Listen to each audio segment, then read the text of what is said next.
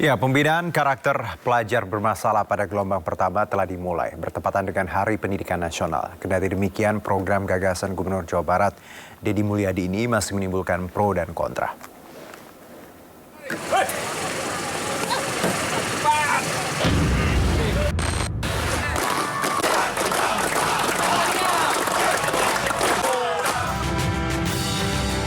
Pembinaan karakter pelajar bermasalah pada gelombang pertama diikuti sebanyak 39 pelajar di Resimen Armet 1 Purwakarta, Jawa Barat. Kendati telah berjalan, kebijakan Gubernur Jawa Barat Deddy Mulyadi ini masih menimbulkan pro dan kontra. Kritik salah satunya datang dari Lembaga Perlindungan Anak Indonesia (LPAI) yang tidak setuju bahwa pembinaan anak menggunakan cara militer. LPAI juga menyebut pembinaan yang dilakukan anggota TNI harus tetap ramah anak. LPAI pun bersedia jika pihaknya diminta meninjau keadaan siswa yang tengah menjalani pembinaan. Jadi ini tetap adalah anak. Jadi mohon tidak dengan cara-cara militer. Artinya prinsipnya kedisiplinannya boleh itu diambil, jadi tetap harus ramah anak atau layak anak istilahnya. Ini yang selalu dikampanyekan juga oleh Kementerian Pemberdayaan Perempuan dan Perlindungan Anak, bahwa apakah itu di sekolah, apa di masyarakat, di kota, makanya ada kabupaten kota layak anak dan sebagainya, maka pendidikan juga harus layak anak.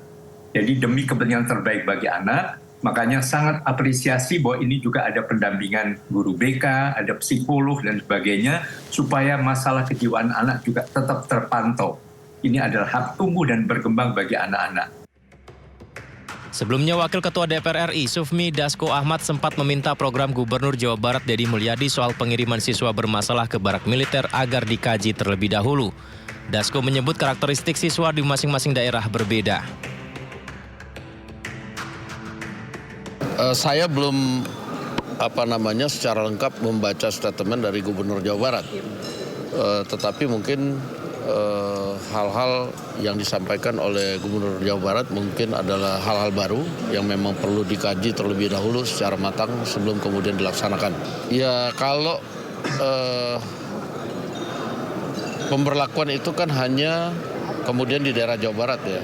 Saya juga belum tahu bagaimana respon dari DPRD Jawa Barat, tetapi kalau pendapat saya mungkin kita harus kaji terlebih dahulu secara matang sebelum kemudian diterapkan, karena ya mungkin untuk masing-masing daerah itu karakteristiknya kan berbeda-beda, demikian.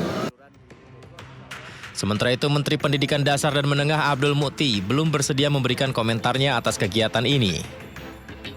Perspektif pendidikan tuh perlu nggak sih, urgensi nggak sih? Saya soal itu no comment dulu ya. No comment dulu, teman-teman wartawan coba cari pakar pendidikan yang lebih top dari saya ya. Kalau dari Bapak tapi belum. Kami juga baru tahu itu kan juga dari media saja kan, jadi kami belum tahu. dia nggak Jadi bicara sama Pempus ya? nggak ada. Jadi saya hanya tahu itu dari teman-teman media justru. Jadi kami no comment dulu soal itu ya. Makasih Mbak, makasih.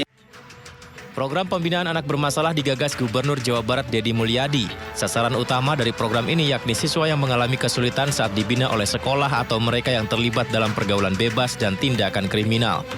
Tim Liputan iNews melaporkan. Ya, Kepala Pusat Penerangan TNI Brigjen TNI Kristomi Sianturi mengatakan TNI mengapresiasi dan siap mendukung rencana Gubernur Jawa Barat Deddy Mulyadi dalam pembinaan ala militer untuk anak-anak yang masuk kategori bermasalah. TNI memastikan tidak akan ada pelanggaran hak anak dalam pembinaan meski dilakukan di barak militer. Artinya kan yang dilakukan kawan-kawan bahwa mereka dimasukkan militer, nanti ada militerisme di situ, tidak gitu ya. Betul. Ini meningkatkan kedisiplinan mereka gitu, meningkatkan wawasan kebangsaannya, kemudian meningkatkan keimanan ketakwaannya juga gitu ya. Artinya fokusnya kita adalah meningkatkan kedisiplinan gitu. Contoh dari dia harus bangun pagi jam 4.30, kemudian dia harus sholat subuh atau sesuai dengan agama masing-masing, kemudian dia harus senam pagi gitu yang tidak pernah dia lakukan di rumahnya. Makan harus waktu 15 menit, tertib, dan tidak boleh ada satupun butir nasi yang tersisa. Kita pemahaman bahwa di luar sana masih banyak saudara kita yang tidak makan gitu. Nah, itu kan nilai-nilai itu yang perlu kita tanamkan kepada mereka gitu. Bahwa kamu makan harus habis. Nah, karena kita masih bersyukur bahwa kita masih bisa makan, dia harus ingat bahwa saudara-saudara kita juga masih ada yang susah cari makan hari ini. Nah, nilai-nilai itu yang perlu kita tanamkan kepada mereka. Jangan dulu kita a priori bahwa ini tidak tepat. Kita coba dulu, kita lihat keefektifannya gitu ya. Makanya tadi perlu ada evaluasi setelah ini, setelah dia nanti berhasil 14 hari, kemudian apa? Kan perlu pembenahan di situ gitu. Jadi jangan belum apa kita udah, wah ini melanggar HAM, melanggar itu, terlalu banyak diskusi kita di situ. Itu kira-kira. Ya, pengamat militer ISAS Hairul Fahmi mengatakan pembinaan anak-anak dengan melibatkan militer tidak harus membawa anak-anak ke barak militer. Sementara itu Dinas Pendidikan Purwakarta mengatakan keterlibatan pihak TNI dalam pembinaan anak-anak adalah bentuk kolaborasi yang menunjukkan pendidikan anak adalah tanggung jawab semua. Seling ke situ. Kemudian ini kan bukan persoalan anak saja, ini adalah persoalan orang tua.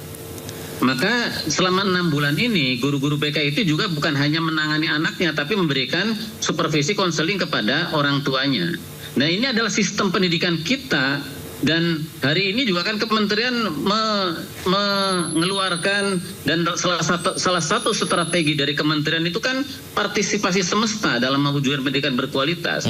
Maka di situ juga di Perpres 87 tahun 2017 di situ pemerintah daerah berkewajiban bertanggung jawab untuk menjalin kerjasama dengan kementerian dengan lembaga manapun yang mempunyai keinginan untuk mendidik karakter untuk anak-anak seperti itu. Jadi karena pendidikan itu tidak juga mesti menjadi tanggung jawab sekolah toh ini harus menjadi tanggung jawab semua, tanggung jawab orang tua, tanggung jawab masyarakat dan tanggung jawab seluruh masyarakat yang baik lembaga maupun apapun yang berkepentingan dengan pendidikan. Pak Hairul, salah satunya juga adalah dari orang tua siswanya Pak yang menyampaikan bahwa mereka sudah tidak sanggup memberikan pendidikan di rumah, maka diserahkan ke pemerintah dan ke TNI. Apakah itu tidak cukup menjawabnya Pak? Ya nggak cukup, pemerintah daerah memang bertanggung jawab, tapi TNI kan, ya pelibatan TNI dalam hal ini, ya artinya kan tidak harus ke barak, itu loh. Ini prinsip pendidikan kita ini kan inklusif ya.